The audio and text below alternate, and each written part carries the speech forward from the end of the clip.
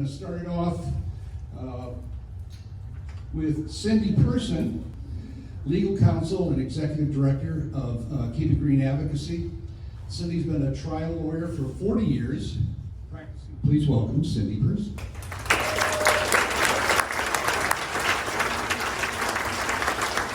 So thank you very much, Dwayne. We appreciate all you do, and you do a lot. So the land use element is one part of the comprehensive plan. And the purpose of the land use element is to set forth land use goals and to serve as the foundation for land use and development of the area in question. The land use element includes both text and it includes maps that are called future land use maps. The FLU map, or the future land use maps, show all the parcels of land in the Waccamaw Neck for our purposes, and they designate a land use category for each. Once a county adopts a land use element, which includes future land use maps, that then it will adopt zoning ordinances to implement those future land use maps and that plan. Future land use maps are part of the comprehensive plan. Zoning maps are not part of the comprehensive plan. So let's take a look at the proposed FLU maps that are part of the plan. And you may have seen these, you may not, but these are critically important because this is really where the rubber meets the road. So our goal was to compare these proposed future land use maps to our current future land use maps, to our current zoning, and to existing development.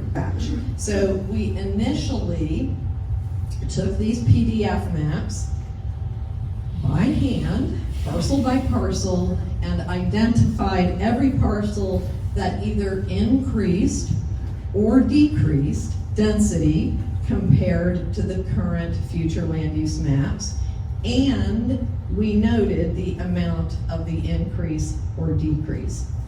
And then under Doug's supervision, this information was imported into a GIS mapping system that he created that contained the county future land use maps as a layer, the county zoning maps as a layer, the underlying parcel data, and satellite imagery, which allowed us to conduct a comprehensive parcel-by-parcel comparison of the proposed future land use maps, the current future land use maps, the current zoning maps, and existing development. Wow. Wow.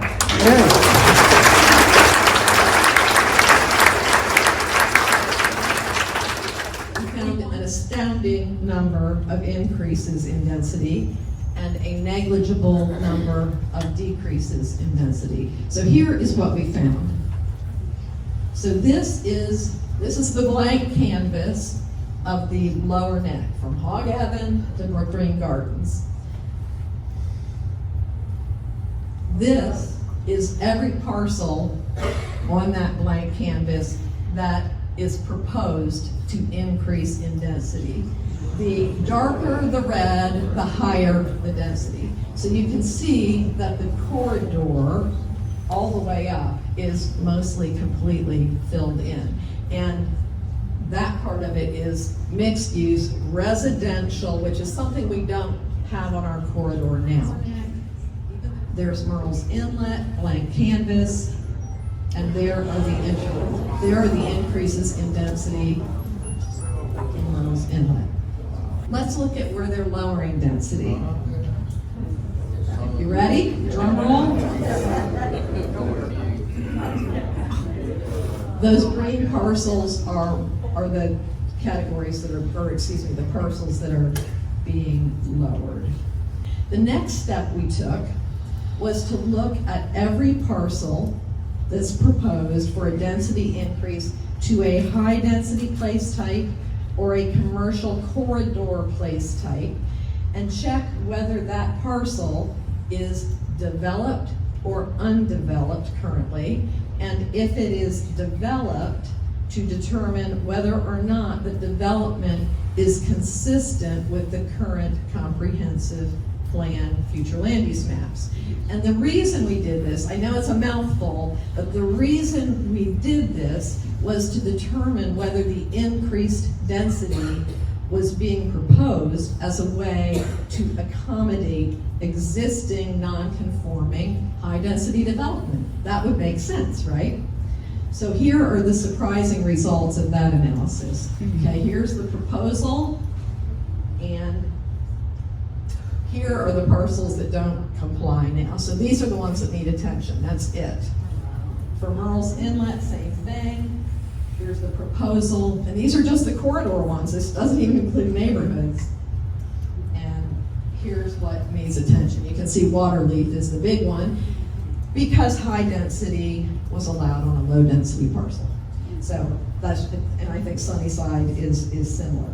So why is density being increased on parcels where it is not necessary to address existing development? And that's not the only way to address existing development, but as it turns out, it's not really a problem. So that's clearly not why it's happening.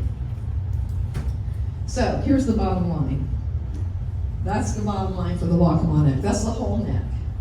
Every parcel that's increased and every parcel that's decreased.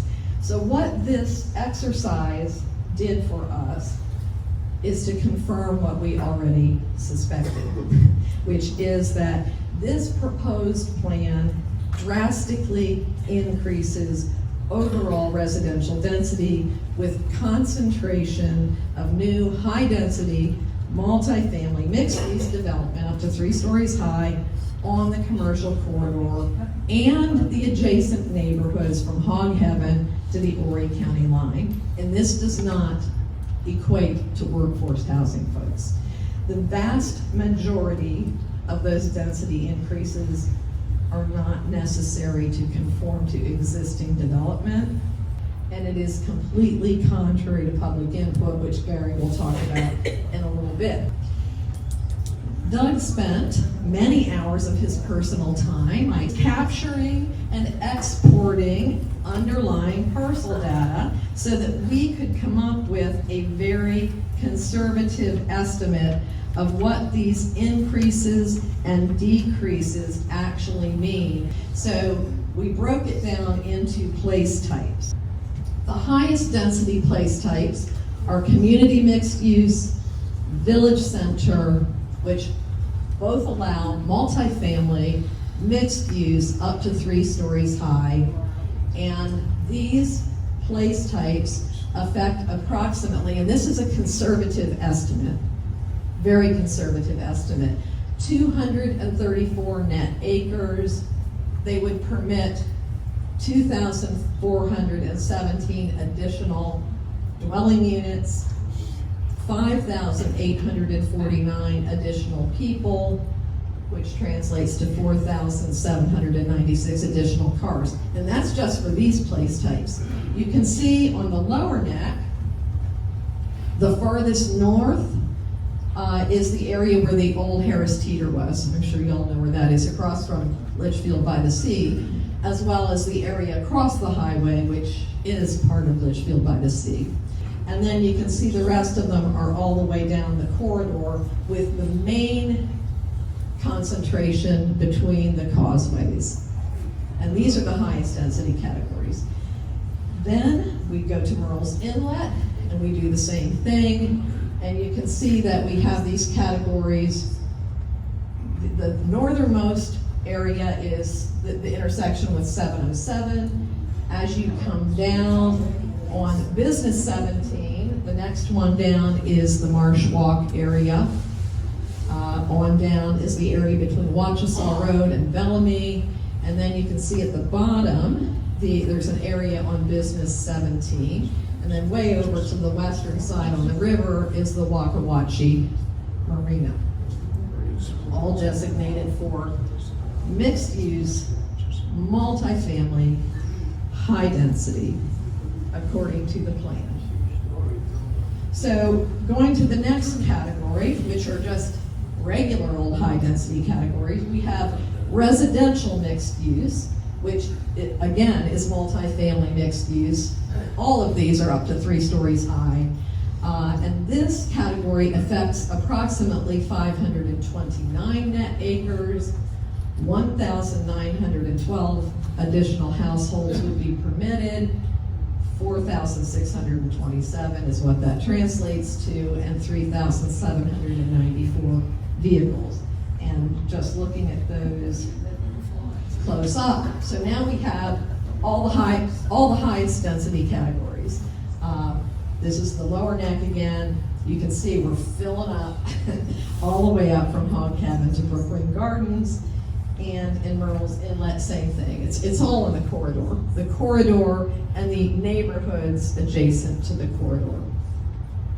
The next category is the one that I mentioned is the big change. This is the commercial corridor, which allows kind of high, medium density, and high density. And this pretty much fills in all the rest of the areas along the corridor. And this category, as I said, is a new residential category. Commercial in the old plan, or I should say the current plan, did not permit or it did not contemplate residential use. It was strictly commercial.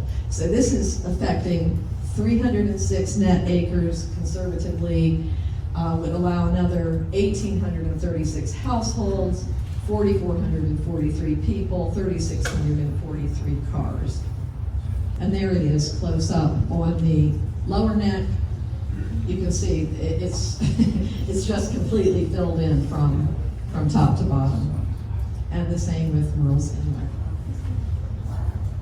It's a lot of additional increased density. So what does this all mean cumulatively? Because they were for each place type. The cumulative effect, again, very conservative estimates, are it affects a total of over 1,069 net acres, would allow an additional 6,165 households, 14,919 people, 12,330 cars. This doesn't even include the additional density in the neighborhood residential change from low to medium density. This proposed plan, in our estimation, substantially increases the density baseline for the entire Waccamaw Neck. This plan sets up multi-generational residents of the historical Pawleys Island minority neighborhoods of Parkersville and Fraserville for displacement and gentrification. If this plan is approved and built out, you saw those numbers, they're staggering. Pawleys Island and Myrtle's Inlet will be unrecognizable in 10 years. But rather than adopt a plan that will be the end of Pawleys Island, Parkersville, and Myrtle's Inlet as we know them, let's do what should have been done from the beginning. Listen to the citizens, stop and tweak the current plan, and bring zoning into compliance. Thank you. Thank you.